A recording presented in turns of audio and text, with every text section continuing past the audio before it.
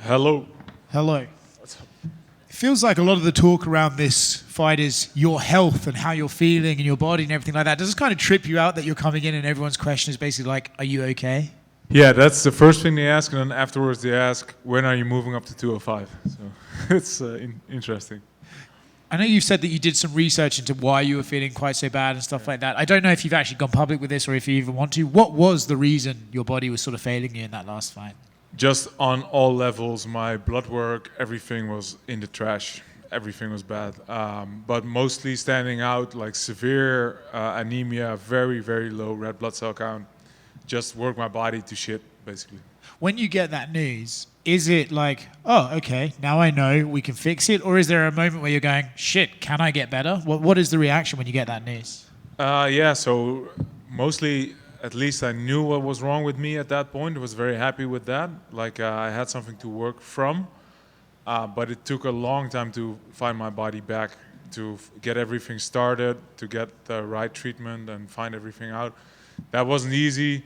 So there were a couple weeks there, me still, like, I couldn't complete a training session. I couldn't walk up the stairs without being tired. So there was a little while there I was thinking, I might never fix this stuff, might be over. Yeah.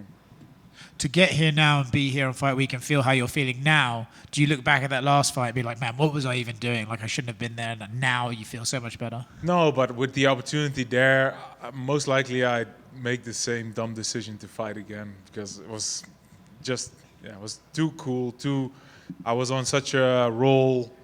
I knew my body wasn't there, but I just thought if I can get him out there in the first round, and I was close, then we wouldn't be talking about my health right now. This is very true. But would you have gotten better afterwards? Did you know you were going to get better? You were going to have to. Yeah, I had in my mind that I'd figure out after the fight, like I'll find out what's wrong with me. But maybe I wouldn't have pushed as hard to find it out as I did this time. Last one on the last fight before we move forward. There was, Israel obviously got attention when he said that maybe he was going to step in there and then something happened to him and he couldn't do it. I saw your quote saying you were glad that you didn't get to fight Izzy. What exactly were you glad that it wasn't Izzy? I was glad that I didn't get head kicked into another dimension in that fight. Looking at this weekend, right, what exactly are you expecting from your opponent? Where do you think he's going to come and try and fight you? What exactly are you expecting? Yeah, so he's going to try and keep it pretty, keep his range, move back, use his shoulder roll. His right hook is very nice. He's going to try and kick the calf a little bit.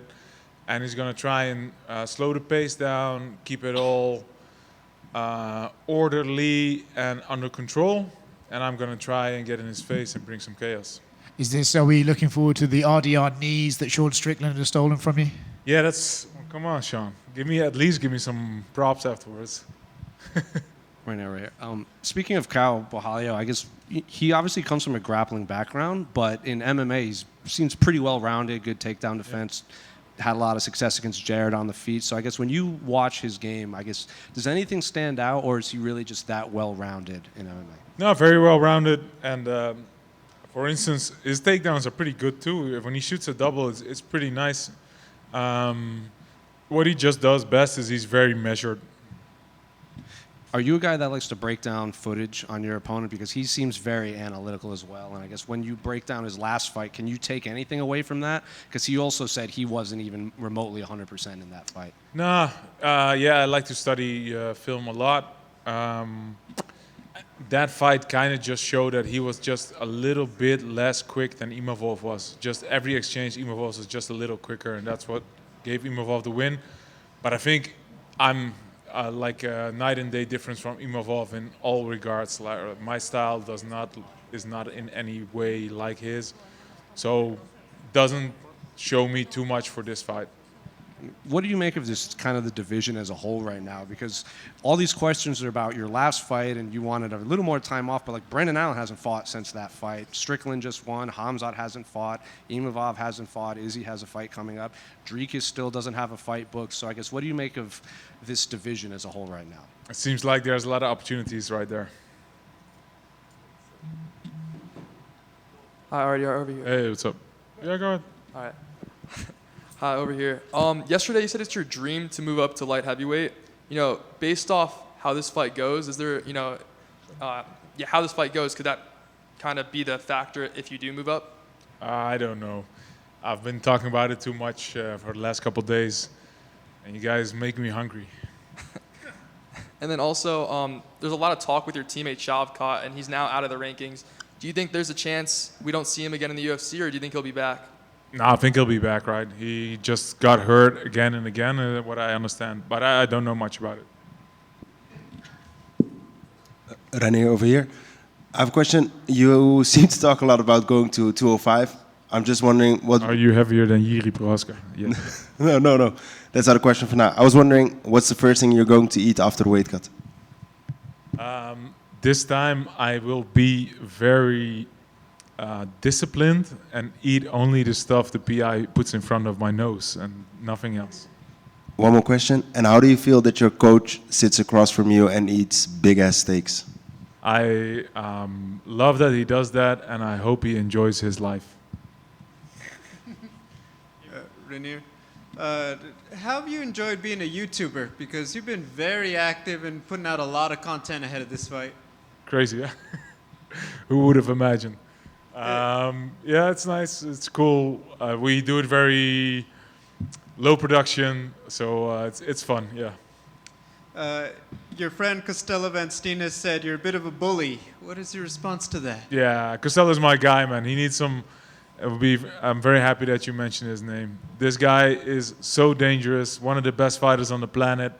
I'm not sure if we're making commercials for his upcoming fight, but that's my guy.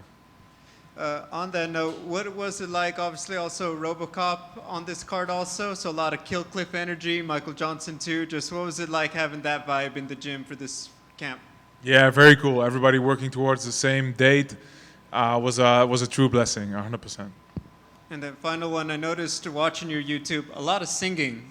Do you have a favorite genre, or is it just what comes to you in the moment like a lot of us? No, I love a lot of music, but singing, I like to sing in Dutch mostly. Reinier, following your last fight, do you seek a sense of redemption for yourself in this weekend's bout, or is it business as usual?